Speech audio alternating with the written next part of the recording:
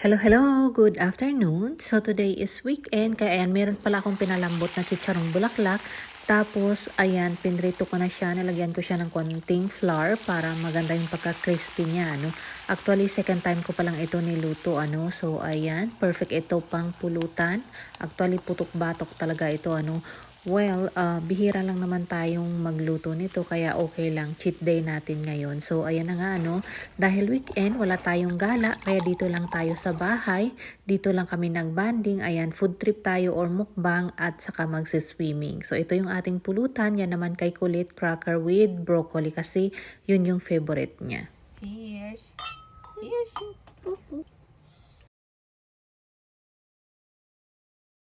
Let's try chicharon.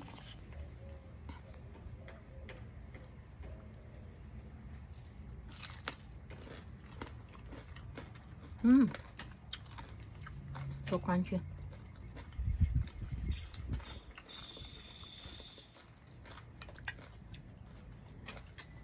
So mukbang. Mm-mm. You don't like? I do like. I'm just trying it. Why you putting that there? What's your mukbang? Oh, salami.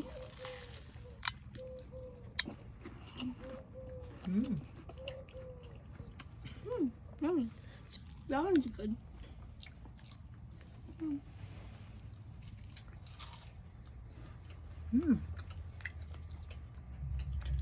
It's good.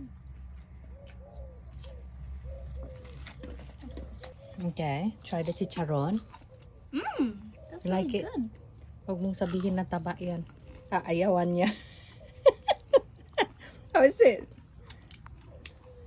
I don't taste anything, but I like it. Oh my god, I didn't realize you like the chicharon bulaklak. This is so big. It's addictive. It's so yummy.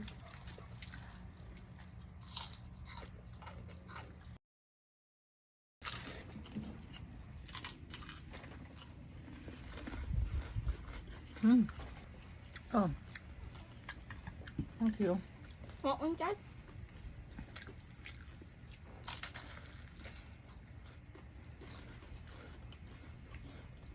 That's good.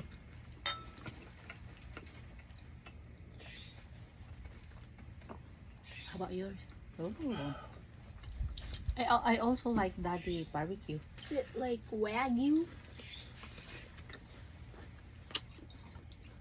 You have to eat your veggies, you know. So ayan ano, kanya-kanya kaming pulutan ano, si Kulit, cracker at broccoli. Si Habi naman ay gumawa siya ng sarili niyang pulutan at ako naman yung chicharon bulaklak yung niluto ko. Kaya ayan.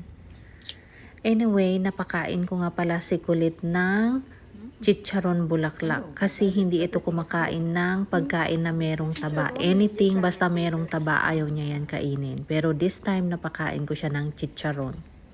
Thank you. What color did you give me anyway? There's a fly. This one. Oh, the white one? Can you get the white one? I like the yellow. Cheddar. I just want to try the cheddar. Cheddar.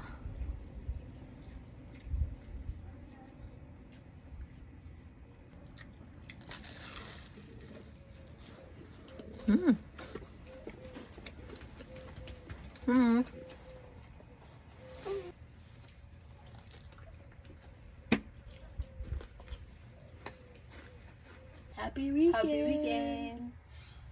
Weekend. It's okay.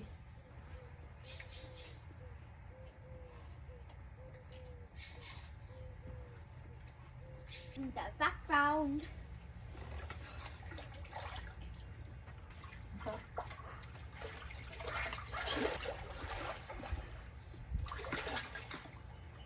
How's the chicharon? Like it? Yeah, but not good. Not good for your health. Konti na lang, ubos. Oh. So yan, konti na lang ang natira, no?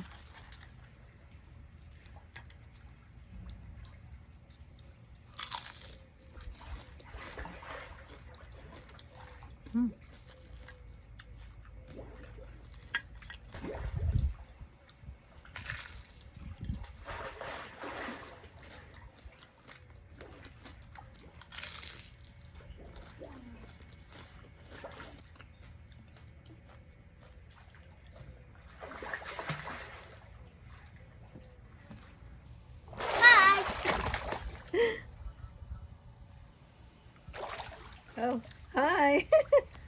So, after pala natin maligo dito, ay nagligpit na din kami at pinasok na namin yung mga dala namin dito sa poolside, kasi baka langgamin, Actually, madilim na ito, dito kasi sa US, pag summer, yung 8 at saka 9 p.m. ay maliwanag pa, kaya ayan. And then, after nito, nagmukbang kami ng mango kasi may nabili kami last time na mango, ayan, sobrang lalaki talaga, magkasing laki na ng mukha niya. So, ayan, sobrang juicy at ang tamis talaga nito, kaya sulit na sulit yung bili natin. Ang laki.